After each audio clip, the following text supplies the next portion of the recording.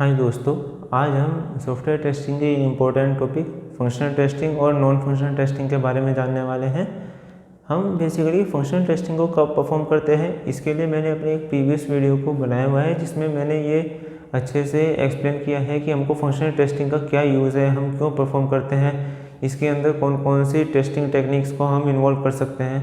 लेकिन non functional testing के बारे में अभी तक हमने कुछ भी डिस्कस नहीं किया है, तो इस वीडियो में हम नॉन फंक्शनल टेस्टिंग के बारे में डिस्कस करेंगे। साथ ही हम दोनों के बीच में क्या डिफरेंस है, हम उसके बारे में भी डिस्कस करने वाले हैं।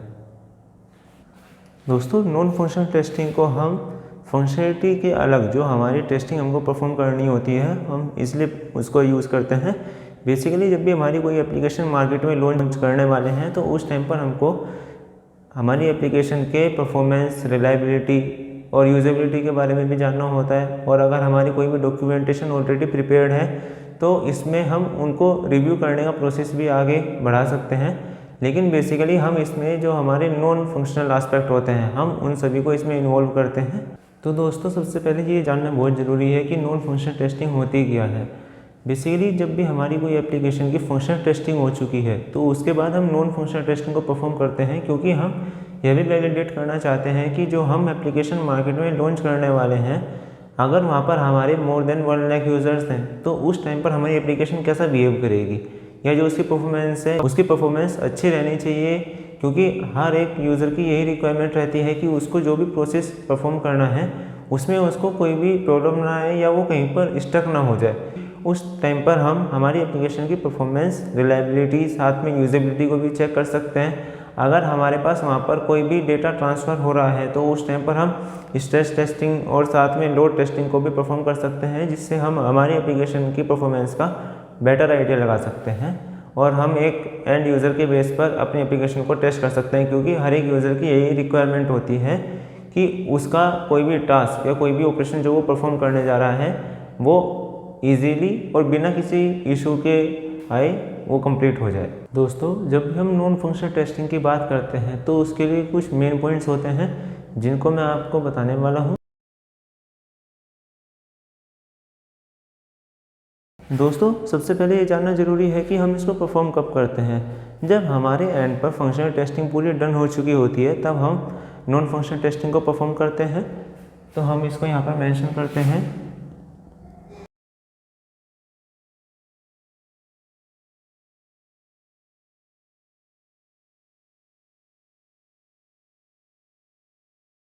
दोस्तों, बेसिकली इसका कोई एक पर्टिकुलर क्राइटेरिया नहीं होता है, ना इसका कोई डॉक्यूमेंटेशन होता है जो कि क्लाइंट की साइड से प्रोवाइड किया जाता है। तो ये भी एक मेन पॉइंट हो सकता है कि इस पर्टिकुलर टेस्टिंग के लिए हमारे पास कोई डॉक्यूमेंटेशन नहीं होता है।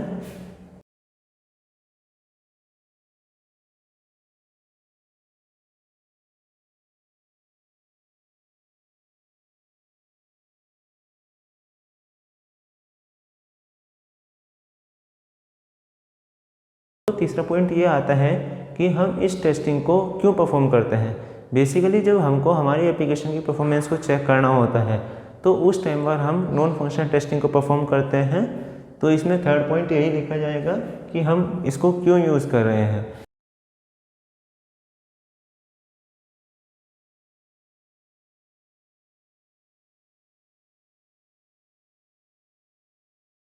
दोस्तों, इसमें हमारा फोर्थ पॉइंट ये रह सकता है कि हमारा प्रोडक्ट कैसे काम करता है। क्योंकि अगर हम इस चीज़ पर आते हैं कि हमारा प्रोडक्ट काम क्या करता है तो वो फंक्शनल टेस्टिंग का पार्ट हो जाता है। लेकिन इसमें हम यह बोल सकते हैं कि हमारा प्रोडक्ट काम कैसे करता है, तो ये नॉन फंक्शनल टेस्टिंग का एस्पेक्ट होगा।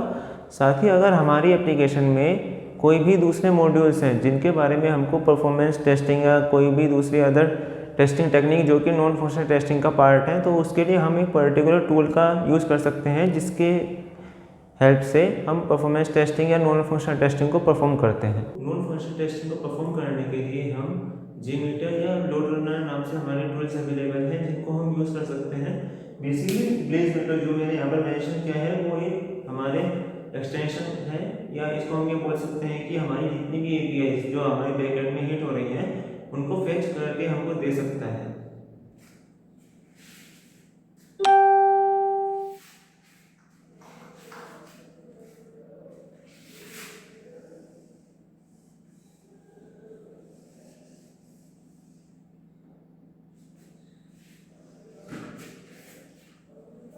दोस्तों हम यहाँ पर दो टूल्स का नाम देख पा रहे हैं, जैसे एक तो है JMeter, दूसरा है लोड रनर। तो हम इन दोनों में से कोई भी टूल का यूज़ करके नॉन फंक्शनल टेस्टिंग को परफॉर्म कर सकते हैं, जिससे हम हमारी एप्लीकेशन की परफॉर्मेंस के बारे में जानकारी ले सकते हैं कि हमारी एप्लीकेशन बिहेव कैसा कर रही है। अगर हम एक लिमिट से ज़्यादा उस पर लोड अप्लाई कर रहे हैं, अगर हम उस पर कई सारे ऑपरेशन एक साथ परफॉर्म कर रहे हैं, तो हमारी एप्लीकेशन का रेस्पॉन्स कैसा है, क्योंकि हमारी एप्लीकेशन को कम टाइम में अच्छा रेस्पॉन्स देना चाहिए। तो हम नॉन फंक्शनल टेस्टिंग परफॉर्म करने के लिए मैंने एक यहाँ पर एग्जाम्पल लिया है, जिसमें हमारे पास कोई एक एप्लीकेशन है जिसमें हमारे पास ये सभी फॉलोइंग फीचर्स रखने वाली एक एप्लीकेशन है, जिस एप्लीकेशन में login, home page, listing page, जहाँ पर हमारे सभी प्रोडक्ट को लिस्ट किया गया है जस्ट लाइक कैटलॉग पेज, और हमारा product detail page, card page, order summary page, payment page, और हमारा लास्ट में पेमेंट सक्सेसफुल होने के बाद थैंक यू पेज है।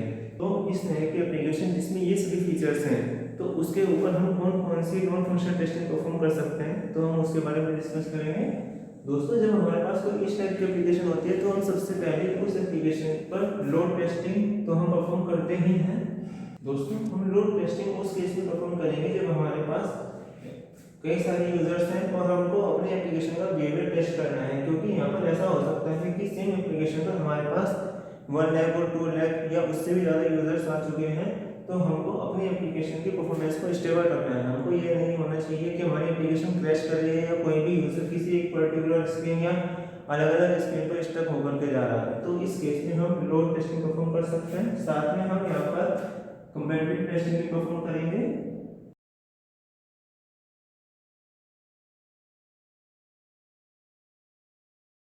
दोस्तों इस टाइप के एप्लीकेशन में कंपैटिबिलिटी टेस्टिंग परफॉर्म करना इसलिए जरूरी है क्योंकि इसमें कई सारी स्क्रीन्स हैं और हम एंड यूजर को रेस्ट्रिक्ट नहीं कर सकते हैं कि वो हमारे द्वारा टेस्ट की गई कोई भी पर्टिकुलर डिवाइस ही यूज करे, क्योंकि एंड यूजर के पास अलग अलग टाइप की डिवाइसेस हो सकती हैं जिनको वो यूज करेगा। तो हमको इस केस में कंपैटिबिलिटी टेस्टिंग भी परफॉर्म करनी है कि हमारी एप्लीकेशन हर डिवाइस पर सही से काम करे, वहाँ पर उसका UI ना डिस्टॉर्टेड हो या उसको कोई परफॉर्मेंस के रिलेटेड इशू ना आए, या हमारी डिवाइस जो भी वो यूज़र यूज़ कर रहा है उस पर वो एप्लीकेशन रन ही नहीं हो पा रही है और वो यूज़र अलग अलग जगह पर स्टक हो रहा है। तो इस चीज़ को वेरीफाई करने के लिए हम कंपैटिबिलिटी टेस्टिंग को परफॉर्म करते हैं। साथ में हम ये भी चेक करते हैं कि हमारा जो यूज़र है, और यहाँ पर एक देख पा रहे हैं एक ऑप्शन है कमेंट पेज का। तो यूज़र जब भी इस टाइप के कोई भी सिनेरियो को परफॉर्म करता है तो उस समय पर यूजर को कोई भी ऐसा इशू ना आए कि उसकी जो लीक हो जाए किसी भी रीजन से। तो इस केस में हम ये भी परफॉर्म करते हैं, या हम यूजर की सिक्योरिटी के बारे में भी चेक करते हैं कि उसका जो भी डेटा है वो सिक्योर रहे। तो हम यहाँ पर सिक्योरिटी टेस्टिंग भी परफॉर्म कर सकते हैं।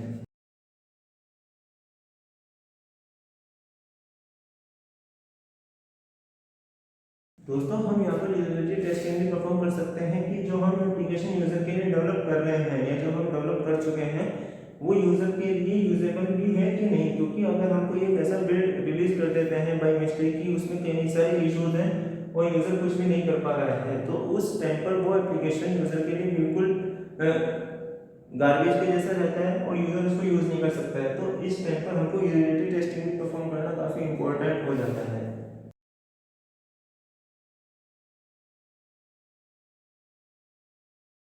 दोस्तों जब हमारे पास कोई भी एप्लीकेशन होती है तो उस टाइम पर हमारे पास नॉन फंक्शनल टेस्टिंग में एंड्योरेंस टेस्टिंग का भी ऑप्शन होता है, क्योंकि जब भी हम कोई एप्लीकेशन को मार्केट में लॉन्च करते हैं तो उससे पहले ये चेक करना होता है कि वो एप्लीकेशन कितना लोड एटलीस्ट एंड्योर कर सकते हैं। क्योंकि अगर एक ऐसा सिनेरियो होता है कि यूज़र काफ़ी सारे हैं और हमको एप्लीकेशन की परफॉर्मेंस पर पूरी टेस्टिंग परफॉर्म करनी है, तो उस टाइम पर एंड्योरेंस टेस्टिंग में हम परफॉर्म कर सकते हैं।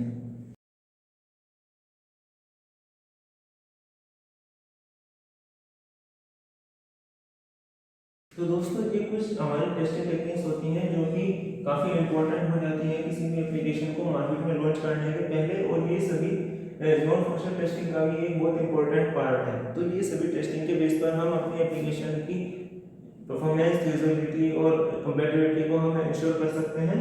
तो यही एक नॉन फंक्शनल टेस्टिंग का मेन पर्पज भी होता है और इसी के बेस पर हम आगे बढ़ भी सकते हैं। दोस्तों अब हम फंक्शनल और नॉन फंक्शनल टेस्टिंग के बीच में डिफरेंस के बारे में डिस्कस करेंगे। तो आइए उसके लिए हम आगे बढ़ते हैं।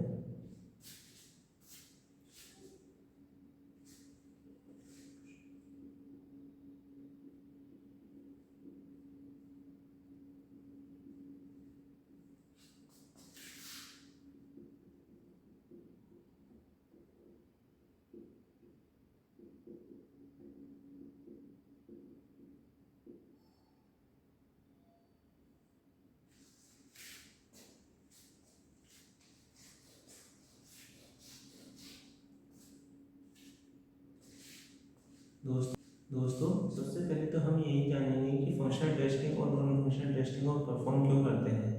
बेसिकली फंक्शनल टेस्टिंग में हम हमारी एप्लीकेशन की फंक्शनलिटी को टेस्ट करते हैं, लेकिन नॉन फंक्शनल टेस्टिंग में हम फंक्शनलिटी से अलग जो भी एस्पेक्ट होते हैं हमारी एप्लीकेशन के, जैसे कि परफॉर्मेंस, स्केलेबिलिटी, यूजेबिलिटी, कंपैटिबिलिटी और दूसरे एस्पेक्ट जैसे कि डॉक्यूमेंटेशन को हम डिस्कस करते हैं। तो हम यहाँ पर वो मेंशन करते हैं।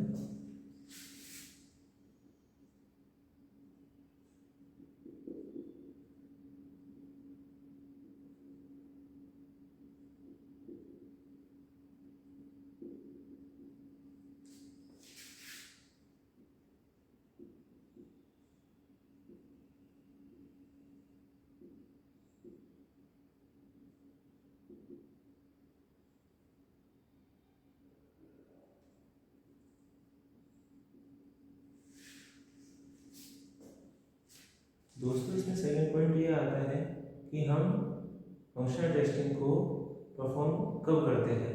बेसिकली जब भी हमारे पास कोई रिक्वायरमेंट आती है तो हम सबसे पहले फंक्शनल टेस्टिंग ही परफॉर्म करते हैं, लेकिन उसके बाद जब हमारी फंक्शनल टेस्टिंग परफॉर्म हो चुकी होती है और वो पूरी तरह से डन होती है तभी हम नॉन फंक्शनल टेस्टिंग को परफॉर्म करते हैं। तो ये हमारे इस डिफरेंस का सेकंड पॉइंट रहेगा।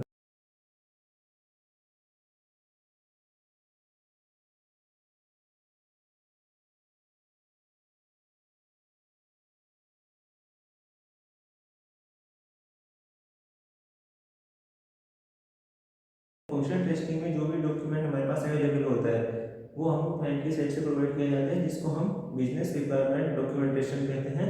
लेकिन नॉन फंक्शनल टेस्टिंग में हम सभी जो भी हमारे स्टेप्स होते हैं हम उनको अपनी अंडरस्टैंडिंग और अपने प्रोजेक्ट की रिक्वायरमेंट के अकॉर्डिंग उनको बाद में परफॉर्म करते हैं।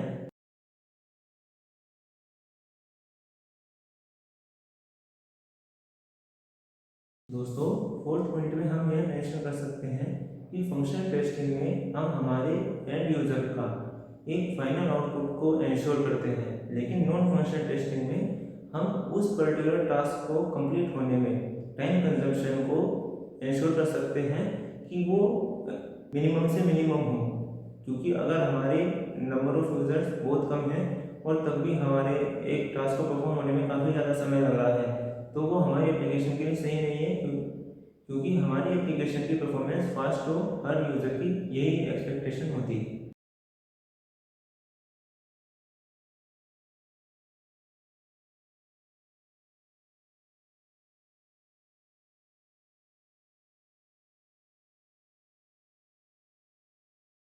तो दोस्तों बेसिकली फंक्शनल और नॉन फंक्शनल टेस्टिंग के चार यही मेन डिफरेंसेस होते हैं। बाकी भी दूसरे डिफरेंसेस होते हैं, जैसे कि नॉन फंक्शनल टेस्टिंग में हम सिर्फ एप्लीकेशन के परफॉर्मेंस और दूसरे एस्पेक्ट जो भी नॉन फंक्शनल में आते हैं, जो हमारी फंक्शनलिटी से अलग होते हैं, हम उनको डिस्कस करते हैं।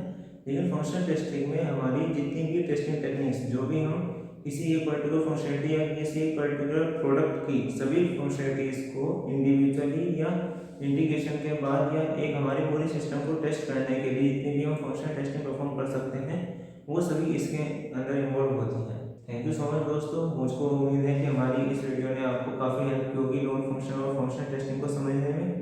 तो आप हमारे चैनल के साथ इसी तरह बने रहिए और हमारे चैनल को सब्सक्राइब कीजिए, वीडियो को लाइक कीजिए। अगर आपको कोई भी सजेशन देना हो या कोई आपको इशू लगता है तो आप उसको कमेंट बॉक्स में मेंशन कर सकते हैं।